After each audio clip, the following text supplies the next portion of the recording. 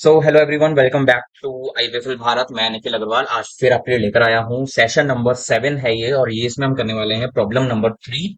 इसके बाद में आपके जो प्रॉब्लम्स आएंगी, जो आपके क्वेश्चंस आएंगे, उसमें कुछ ट्रिक्स एंड टेक्निक्स आने वाली हैं। तो सिंपल जनरल एंट्रीज वाला ये जो क्वेश्चन है, प्रॉब्लम है, ये आखिरी होने वाला है।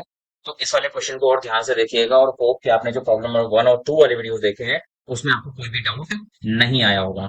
तो इन केस अगर आपको किसी भी प्रॉब्लम में कोई भी दिक्कत आती है, किसी भी तरह का कोई भी डाउट रह जाता है, तो आप हमें कमेंट्स में जरूर बताएं, और जो वीडियो है उसको पूरा जरूर देखें, लाइक करें, शेयर करें, और अगर सब्सक्राइब नहीं किया है अभी तक तो उसको सब्सक्राइब करना ना भूलें।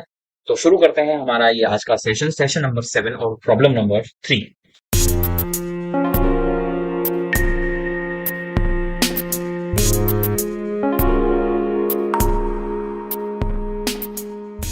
तो इसके अंदर हम जो क्वेश्चन करने वाले हैं ये मई मंथ का होने वाला है, एंड जो फर्स्ट ट्रांजैक्शन है इसमें, Amitabh started business with cash. तो ऑब्वियसली आप लोगों को पता चली गया होगा, जो भी ओनर होता है वो कैपिटल में पैसा डालता है, उसको हम कैपिटल बोलते हैं। और कैपिटल को हम हमेशा क्रेडिट में लिखते हैं, क्योंकि वो बिजनेस की इनकम होती है। तो मैंने यहाँ पर डाल दिया to Amitabh capital account. Amount जो है वो हो जाएगा क्रेडिट में 80,000 का, और यहाँ पे डेबिट वाला अमाउंट भी 80,000 है, और जो मोड ऑफ इन्वेस्टमेंट है that will be in cash. तो कैश हमारा रहेगा डेबिट में, तो इसको कैश अकाउंट डेबिट कर देंगे। पहली एंट्री हमारी हो जाती है। दूसरी एंट्री पे चलते हैं, और ये है purchase furniture from modern furnitures for cash. Cash provide कर रहे हैं, इसलिए हम पार्टी का नाम नहीं लिखेंगे, और लेकिन हमारे पास आ क्या रहा है वो है फर्नीचर। तो फर्नीचर हमारे पास आ रहा है, तो हम लिख देते हैं what comes in debit in furniture, और यहाँ पे लिख देते हैं टू कैश, क्योंकि हमारे पास से फर्नीचर के बदले कैश जा रहा है, व्हाट गोज आउट में। और फिर हम यहाँ पे अमाउंट डाल देते हैं। अमाउंट इसका है 10,000 का फर्नीचर हमने खरीदा है, 10,000 का फर्नीचर हमने खरीदा यहाँ पर भी।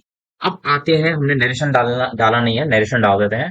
To for amount invested as capital. Language आप कुछ भी बदल बदल के लिख सकते हो, ये आपकी मर्जी है, बस मेन चीज समझ में आना चाहिए किसी के। और इस दूसरी ट्रांजेक्शन की जो नरेशन वो हम डाल देते हैं for furniture purchase on cash. Furniture purchase in cash. Next entry है डिपॉजिटेड इन बैंक। 30,000 रुपीज मैं बैंक में जमा करवा रहा हूँ। 80,000 का टोटल कैश था मेरे पास, और उसमें से 10,000 रुपए का मैंने फर्नीचर खरीद लिया है। मेरे पास बचता है 70,000। 70 में से 30,000 रुपए मैं बैंक में जमा करवा रहा हूँ। तो जमा वाली ये पहली एंट्री है जिसमें हम यह कर रहे हैं। तो जब हम पैसा जमा कराने के लिए जाते हैं, तो who is the receiver of our money? Bank. तो हम यहाँ पे डेबिट द रिसीवर करते हैं, इसलिए बैंक को हम डेबिट में लिख देंगे। और हमारे पास से जा क्या रहा है वो है टू कैश। अमाउंट जो है वो हम जमा करवा रहे हैं 30,000 का डेबिट में, एंड 30,000 का क्रेडिट में। नरेशन डाल देते हैं फॉर अमाउंट डिपॉजिटेड, या फिर कैश डिपॉजिट, आपको जो लिखना लिख सकते हो, for amount deposited in bank. ठीक है। अब मे 6 की एंट्री है परचेज गुड्स फॉर कैश। तो परचेज का आपको रूल ऑलरेडी पता ही है, वो भी है परचेजेस अकाउंट, एंड परचेज हम कर रहे हैं कैश में, तो हमारा यहाँ पे कैश क्रेडिट हो जाएगा। तो यहाँ पे लिख देंगे हम टू कैश। अमाउंट है यहाँ पे 5,000 रुपीज, और क्रेडिट में 5,000 रुपीज। अगली ट्रांजेक्शन है purchases goods on credit from Hari. Hari से हम खरीद रहे हैं, और क्रेडिट वर्ड भी लिखा हुआ है, क्रेडिट वर्ड नहीं भी लिखा हुआ होता तभी हम हरी मानकर एंट्री करते हैं। तो यहाँ पर हम जो सामान खरीद रहे हैं, पहले परचेजेस लिख लीजिए, परचेजेस अकाउंट, और यहाँ पे लिख दीजिए टू हरी। तो वो हरी हमको वो सामान दे रहा है, द गिवर, इसलिए हम यहाँ पे 4,500 रुपीज की एंट्री कर देते हैं, और नरेशन डाल देते हैं फॉर गुड्स परचेज्ड इन, या ऑन क्रेडिट फ्रॉम हरी, ऐसे करके आप लिख सकते हो पूरा ट्रांजेक्शन। 10th में की transaction purchase goods from Suresh for cash. अब यहाँ पर हमारे उधार खरीद नहीं है, कैश में खरीद रहे हैं। तो यहाँ पर हम डाल देते हैं परचेजेस अकाउंट, और खरीद रहे हैं हम किससे? कैश में, सुरेश से, तो कैश ही लिखेंगे। यहाँ पे लिख देंगे आप टू कैश, एंड अमाउंट जो है वो है 3,000 का, 3,000। नरेशन डाल देते हैं for goods purchased in cash from Suresh. ठीक है।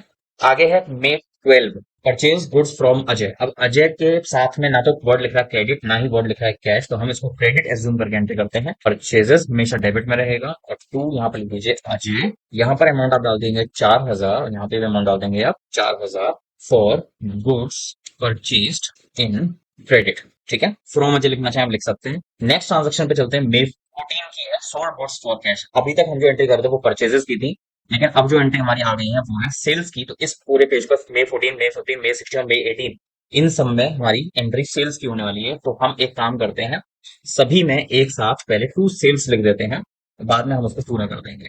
टू सेल्स, यहाँ पे भी टू सेल्स, यहाँ पे भी टू सेल्स, और यहाँ पर भी टू सेल्स। अब डिपेंड करता है कि वो कैश में सेल्स थी या क्रेडिट में सेल्स थी, अकॉर्डिंगली हम यहाँ पे ऑप्शन डालेंगे। तो यहाँ पर हमारा पहला जो है ये कैश है, और ये जो अमाउंट हमारा है 7,000 रुपए का। ठीक है। और इसकी नरेशन हम डाल देते हैं for cash sales made in cash, cash sales made from, हमने पता नहीं है किससे किसको हमने सामान बेचा, इसलिए हम यहाँ पे फ्रॉम या टू नहीं लिख सकते। नेक्स्ट आता है सोल्ड गुड्स टू करीम, करीम का नाम लिखा हुआ है, मेंशन्ड है, इसलिए हम यहाँ पर करीम का नाम लिख देंगे, कैश वर्ड नहीं लिखा हुआ है इसलिए हम करीम का नाम लिखते हैं। अमाउंट हमने डाल दिया यहाँ पर 6500 एंड नरेशन है for sales made in credit to Karim. Okay, इसके बाद में है sold goods to Ganesh for cash, यहाँ पर हमारी कैश सेल्स है तो हम यहाँ पर इस वाली नरेशन को ले लेते हैं। तो जब भी आप सॉफ्टवेयर में काम करोगे ना तो ये सारी चीजें आपको ऑटोमेटिक मिल जाएंगी। For cash sales made to Ganesh, ऐसे गणेश का नाम लिख दिया और यहाँ पे भी आप कैश लिख दीजिए। अमाउंट हम डाल देते हैं यहाँ पे 5000 और यहाँ पे भी 5000, यहाँ पे हमारी तीसरी सेल्स की एंट्री हो जाती है। नेक्स्ट चलते हैं सोल्ड गुड्स टू बंसी, कैश नहीं लिख रहा, क्रेडिट नहीं लिख रहा, नाम लिख रहा है तो बंसी का ही नाम लिखा जाएगा यहाँ पर। And for sales sales made in cash, for sales made to Bansi and amount of sale is 3500। ठीक है, ये हमारी क्रेडिट सेल हो गई, ये हमारी कैश सेल हो गई, ये हमारी क्रेडिट सेल हो गई और ये हमारी कैश सेल हो गई। आगे एंट्री पे चलते हैं। अब हम मे 19 में withdrew from bank for office use, अब ऑफिस यूज के लिए हमें 5000 रुपए विड्रॉ करने हैं तो हम यहाँ पर लिखते हैं, हमारे पास क्या आता है, कैश आता है और देने वाला कौन होता है, बैंक होता है। चाहे आप एटीएम से पैसा निकालो वो भी बैंक को ही डीम करता है कि बैंक से पैसा मिल रहा है, और चाहे हम बैंक जाके पैसा निकालें वो भी काउंटर पे से हमने पैसा लिया तो डीम पर आ जाएगा कि बैंक ने पैसा दिया। तो यहाँ पर हम डाल देते हैं 5000 रुपए, क्योंकि 5000 रुपए मैंने विड्रॉ किया है ऑफिस यूज के लिए, तो यहाँ पे नेशनल आउट फॉर अमाउंट, या फिर आप लिख सकते हो कैश विदड्रॉन फ्रॉम बैंक।